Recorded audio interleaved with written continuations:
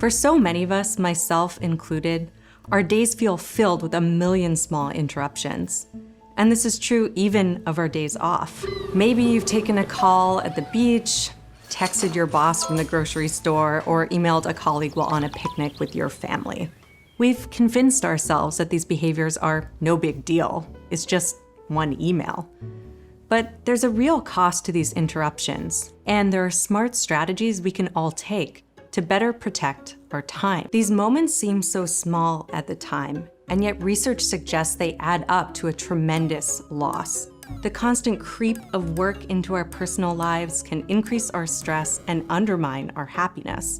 So just what is the cost? In one study, researchers recruited parents who were visiting a science museum with their kids. Some parents were told to check their phone as much as possible, others were told to check their phone as little as possible. After the visit, parents who used their phones reported that the experience was significantly less meaningful. They also felt much lonelier.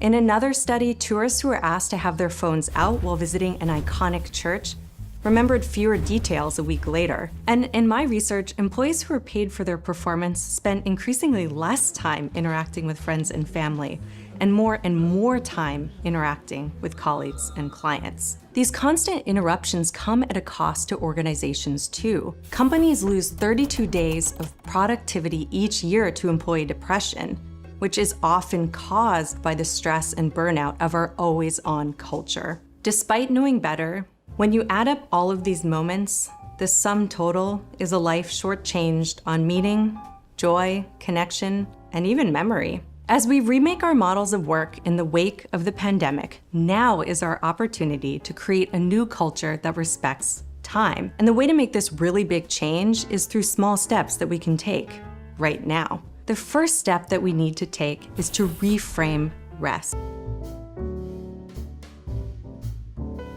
Reflect for a moment about what you think about when you hear the word rest. Sounds amazing, right? But in my mind, I immediately worry about not being productive enough or letting down my colleagues.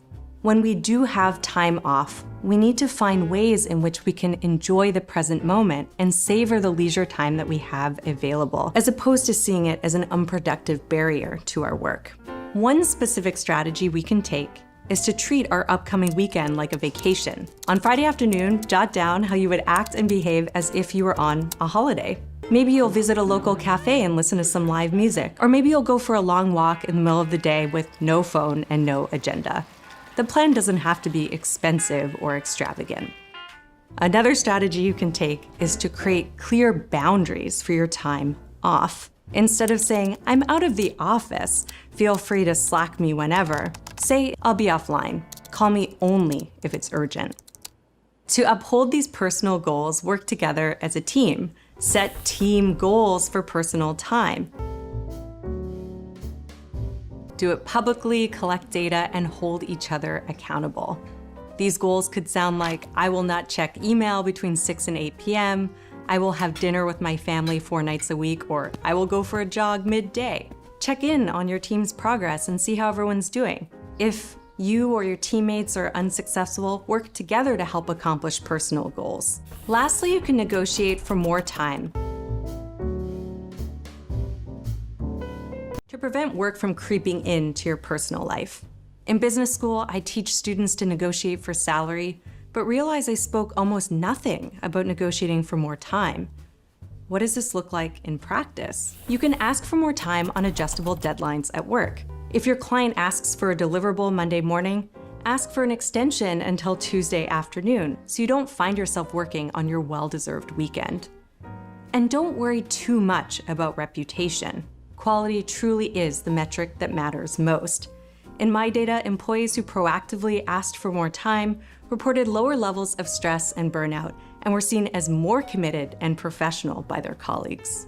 These are small but powerful changes to not only reframe rest, but to reclaim it.